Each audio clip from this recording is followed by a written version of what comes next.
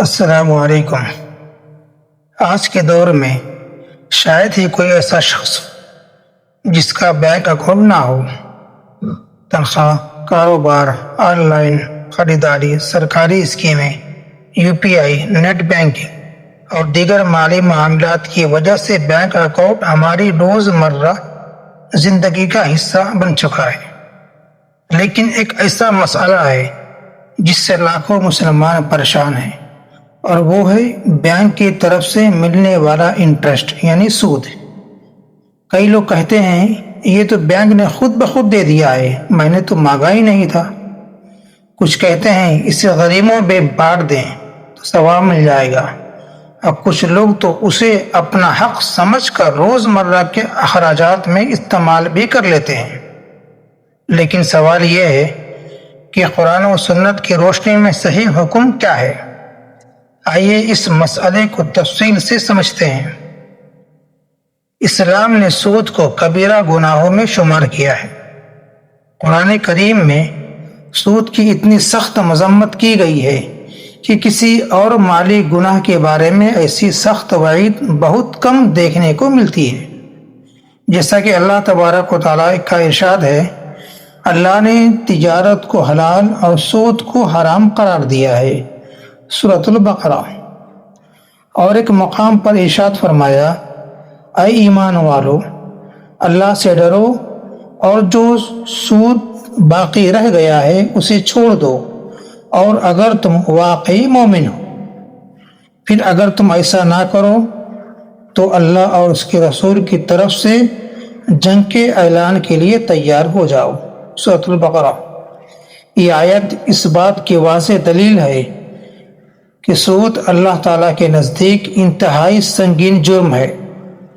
حضرت جابر رضی اللہ عنہ بیان کرتے ہیں، رسول اکرم صلی اللہ علیہ وسلم نے سود کھانے والے، سود کھلانے والے، سود کا معاہدہ لکھنے والے اور اس پر گواہ بننے والے پر لعنت فرمائی، اور فرمایا کہ یہ سب گناہ میں برابر کے شریک ہے، صحیح مسلم۔ ایک دوسری حدیث میں آپ صلی اللہ علیہ وسلم نے فرمایا، ایک درہم سود کھانا جسے انسان جانتے ہوئے کھائے، اللہ کے نزدیک 36 مرتبہ زنا کرنے سے بھی زیادہ سنگین ہے، مسند احمد، صحیح الجامع۔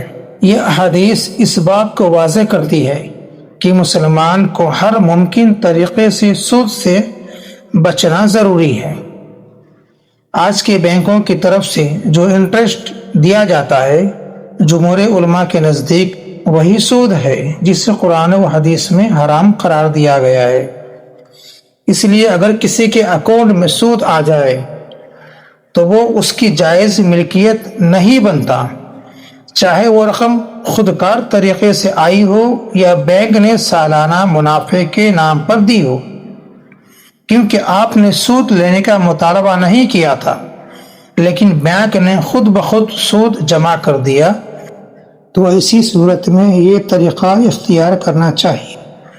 سب سے پہلے اس مال کو اپنے اصل مال سے الگ کر لے تاکہ حلال اور حرام مال آپس میں نہ ملے۔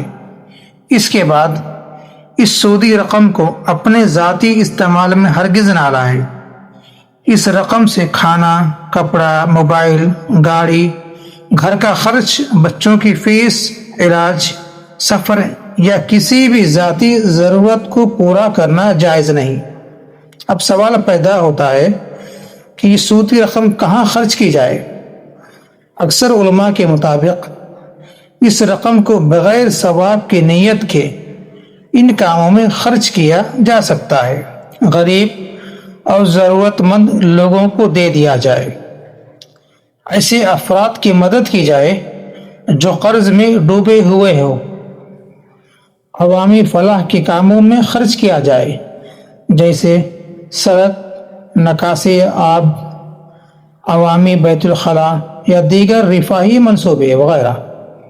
یاد رہے کہ یہ صدقہ نہیں ہے بلکہ ناجائز مال کو خرچ کرنے کا طریقہ ہے۔ کیا اس رقم سے مسجد بنائی جا سکتی ہے یا مسجد میں دیا جا سکتا ہے؟ اہل علم کے نزدیک سودی رقم مسجد کی تعمیر، قرآن کے اشاعت، دینی مدارس، دینی دعوت یا کسی ایسے کام میں خرچ نہیں کرنی چاہیے جس سے عبادت یا دین کی خدمت مقصود ہو، کیونکہ اللہ تبارک و تعالیٰ پاک ہے اور پاک مال ہی قبول فرماتا ہے۔ رسول اکرم صلی اللہ علیہ وسلم نے فرمایا، بے شک اللہ پاک ہے اور صرف پاک چیزیں قبول فرماتا ہے، صحیح مسلم۔ اور آپ کے علم میں یہ بات ہونی چاہیے کہ کعبۃ اللہ کو کفار قریش نے بھی بناتے وقت حرام اور حلال کا لحاظ رکھا، جس کی وجہ سے آج جو حتیم چھوٹا ہوا ہے وہ کعبہ کا حصہ ہے۔ انہوں نے پتھر کا نشان رکھ کر اس کو مقرر کر دیا کہ آنے والے لوگ سمجھ جائیں کہ یہ کعبہ کا حصہ ہے۔ اب سوال پیدا ہوتا ہے کہ کیا اس سودی رقم سے عمرہ یا حج کیا جا سکتا ہے؟ نہیں، ہرگز نہیں۔ حج، عمرہ اور دیگر عبادت کے لیے پاک اور حلال مال ہی ضروری ہے۔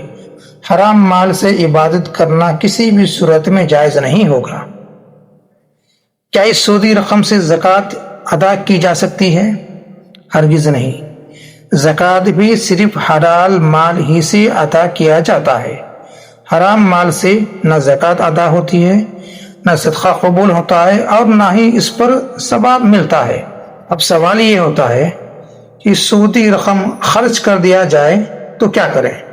اگر کسی شخص نے لا علمی میں سودی رقم استعمال کر لی تو اسے چاہیے کہ اللہ تبارک و تعالیٰ سے سچی توبہ کرے، آئندہ سود سے بچنے کا پختہ عزم کرے، جہاں تک ممکن ہو اتنی رقم اپنے مال سے نکال کر فقراء یا عوامی فلاح کے کاموں میں دے دے تاکہ ناجائز سے بریوزی نہ ہو سکے۔